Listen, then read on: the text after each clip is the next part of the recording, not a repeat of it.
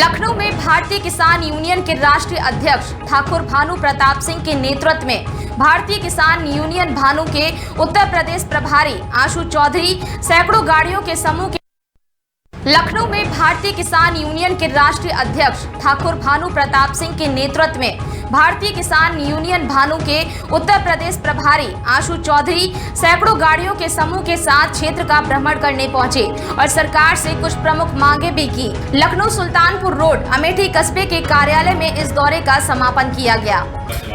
अध्यक्ष जी, आज का क्या प्रोग्राम था? आपने कहाँ आपने जो भ्रमण किया आज?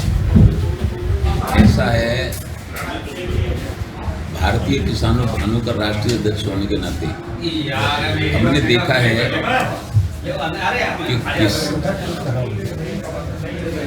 किसानों के साथ लगभग जब से देश आज़ाद हुआ है तभी से अन्याय हो रहा है। उनको फसलों के दाम नहीं मिलते। हालांकि किसान 80% सरकार यही बनाता है, लेकिन ये सोच कर बनाता है कि ये नहीं कर रहे तो वो करेंगे, वो नहीं कर रहे तो वो करेंगे, लेकिन करता कोई नहीं है। आज आशु भैया ने जो प्रदेश के प्रभारी हैं, पूरे देश में जन जागरण या किसान जागरूक रैली हम निकाल रहे हैं। उत्तराखंड में भी गए थे, अभी बिहार में भी गए थे, और भी प्रदेशों में जा रहे हैं। दिल्ली है, आपका पंजाब है, सब में। आशु भैया ने, चूँकि ये उत्तर प्रदेश के प्रभारी हैं, इन्होंने कहा कि बाराबंकी आओ, तो आज हम आए हैं। जगह जगह प्रोग्राम हुए हैं। हमें तो ऐसा लग रहा है कि जो 80% किसान और मजदूर है, हिंदू, मुस्लिम, सिख, ईसाई, जैन, बौद्ध, सभी जातियाँ इकट्ठी हो गई हैं और इकट्ठी होकर अपने साथ जो अन्याय हो रहा है उसमें एकजुटता का पर्चा देकर जो भी सरकार हमारी बात नहीं मानेगी उससे लड़ने के लिए तैयार है। आज ऐसा दिखा दिया है बाराबंकी में। तो आप कहोगे कि कैसी, आपकी क्या मांग है? हमारी मांग है कि हमने देख लिया कि ये सरकार, जैसे हम 1 मार्च 2011 को मनमोहन सिंह की सरकार से लड़ने गए थे, पूज्य रमेश बाबा ने कहा था, कह दो किसान बचाओ, देश बचाओ और यमुना बचाओ। गए थे हम, 15 दिन जंतर मंतर पर धरना दिया था। सारा लिखित में आश्वासन के बाद भी कुछ नहीं हुआ था। फिर बाबा ने 13 में भेजे थे, उमा भारती आई थी, उन्होंने कहा था कांग्रेस ने देश को बर्बाद कर दिया, भारतीय जनता पार्टी की सरकार बनवाओ तो सब कुछ ठीक हो जाएगा। 13 में भी आश्वासन दिए। हम गए, फिर बाबा से कहा, बाबा ऐसे बात है। उन्होंने कहा फिर तो कांग्रेस का खात्मा कर दो। कांग्रेस का खात्मा हुआ। माननीय नरेंद्र मोदी जी प्रधानमंत्री ने पंजाब में भाषण दिया कि किसान विरोधी नीतियों के कारण जो देश का किसान कर्जदार हो गया, भारतीय जनता पार्टी की सरकार बनते ही 1-1 पैसा कर्जा माफ कर दूंगा और ये पहली मीटिंग में करूंगा। ये इसमें मेरे ऊपर विश्वास करो। हम तो, किसान तो भोला भाला है, किसान ने विश्वास कर लिया और दे वोट दिए, तो उनकी भारतीय जनता पार्टी की सरकार में केंद्र में पूर्ण बहुमत से बनी, वो देश के प्रधानमंत्री बने। लेकिन जो उन्होंने क्या कहा था किसानों के लिए, ये भूल गए और रात में चुपचाप नोटबंदी कर दी। जैसे ही नोटबंदी हुई तैसे ही हमारा क्षेत्र आलू का क्षेत्र है, बहुत एरिया में आलू होता है, बहुत जिलों में आलू होता है। जब नोट नहीं रहा तो आलू का कोई ग्राहक नहीं रहा, तो आलू फिका। 1 साल, 2 साल, 3 साल सारी लागत बेकार चली गई। जितना जिस पे जो था वो सब बिक गया। हम पे भी, हम घोड़ी रखते थे बच्चा बेचने के लिए, भैंस रखते थे, गाय रखते थे, सब बिक गई। हमारा लड़का भी ओम प्रताप बहुत बड़ी आलू की खेती कर रहा था, और जिस साल उसने आलू की खेती बढ़ाई उसी साल नोटबंदी हो गई। और नोटबंदी में अब हमने तो अपना सामान बेचा, सब कुछ किया, लेकिन उससे उसके बराबर के लड़के कहने लगे कि तेने अपने पिता का जो राजसी ठाठ था वो सब खत्म कर दिया। आलू न करता तो ये न होता। उसने तो आलू किए, लेकिन नोटबंदी नहीं की उसने। ये हुआ तो सब नोटबंदी के कारण। मेरा बेटा नहीं, तमाम बेटे मरे। बेटा मर गया है तब से मैंने ये संकल्प लिया है कि अब देश की सरकार जिसको हम बनाते हैं उससे हम मांगेंगे कि अब किसी भी किसान का बेटा नहीं मरना चाहिए। किसान आयोग का गठन करो और किसान आयोग फसलों के दाम तय करेगा और किसान आयोग में एक भी राजनेता नहीं रहेगा, सब किसान रहेंगे। जय जवान जय किसान, जय जवान जय किसान। किसान विरोधी नीतियों के कारण जो किसान कर्जदार हो गया पूरे देश का, हर किसान पे कर्ज आए, यदि उस पर कोई दूसरी आमदनी नहीं है तो मैं जानता हूं, मैं 40 साल से ये काम कर रहा हूं, देख रहा हूं, हर किसान पे कर्ज आए, केसीसी का, ट्रैक्टर का, बैंक का, बिजली का, भैंसा का, बुग्गी का, वो सारे कर्जे एक साथ प्रधानमंत्री जी माफ कर दो और किसान आयोग का गठन कर दो। 10,000 रुपया घोषणा कर दो कि पेंशन दी जाएगी 60 साल उम्र पूरी करने के बाद किसान मजदूर को, चाहे किसी बिरादरी का हो, किसी भी धर्म का हो।